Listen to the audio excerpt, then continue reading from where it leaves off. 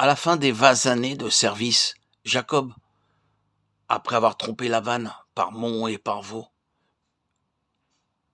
eut pris le dessus sur lui à tout bout de champ. À présent, il lui vient à l'esprit de retourner chez lui. Il est prospère. Il a obtenu tout ce que son cœur désirait ardemment, y compris Rachel et Léa, une grande multitude de bétail et tout le reste. Il commence à organiser le cortège, le divise en deux camps pour faire une énorme impression, intrigant encore. Et pourquoi revient-il? Il sait que c'est la terre de l'alliance, et une alliance faite avec lui, de par le droit d'aînesse. Et il va revenir pour l'obtenir, pour en prendre possession. Jusque-là, il intrigue. Vous connaissez l'histoire. Il envoie des espions pour voir comment est son frère Ésaü, ce qu'il ressent, s'il est toujours irrité, s'il est dangereux de revenir. Et lorsqu'il apprend qu'Ésaü vient à sa rencontre avec un groupe de 400 hommes, il a une peur bleue et une mauvaise conscience n'a nullement besoin d'être accusé de nouveau. C'est sa conscience qui ôte tout le courage qui est en lui. Et à nouveau, il doit recourir à sa ruse. Eh bien, je ne vais pas poursuivre davantage l'histoire, mais après qu'il eut tout parfaitement planifié et qu'encore une fois, il va l'emporter, qu'encore une fois, il va réussir, comme il a toujours réussi, il divisa la troupe en deux camps et les envoya de l'autre côté du torrent. Il se retrouve seul.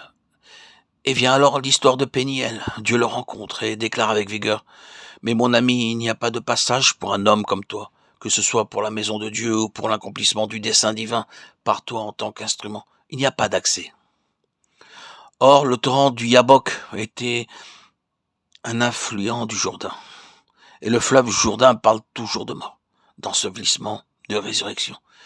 Et ce fut là que Dieu le rencontra.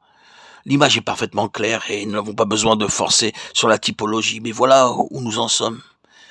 Et Dieu le rencontra là.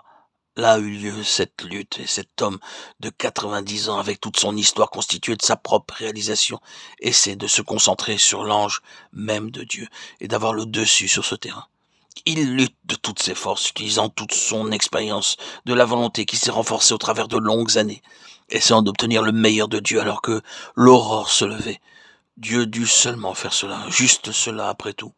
Et la chose entière fut brisée.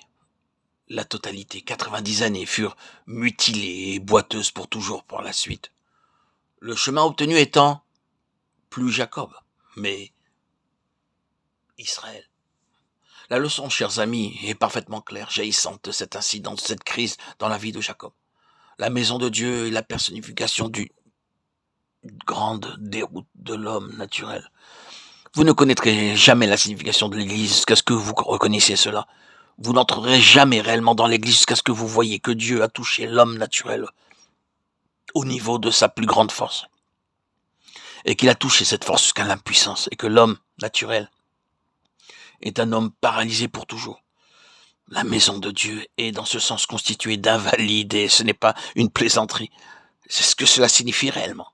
Si vous et moi n'avons pas été estropiés, si nous n'avons pas compris la signification de la maison de Dieu, et si nous ne sommes pas paralysés dans le domaine de notre force naturelle, que ce soit notre intelligence, notre sagesse, notre puissance à faire, à réaliser et à obtenir notre propre chemin et atteindre nos propres fins, que ce soit de n'importe quelle autre sorte quant à l'homme naturel, la porte est close.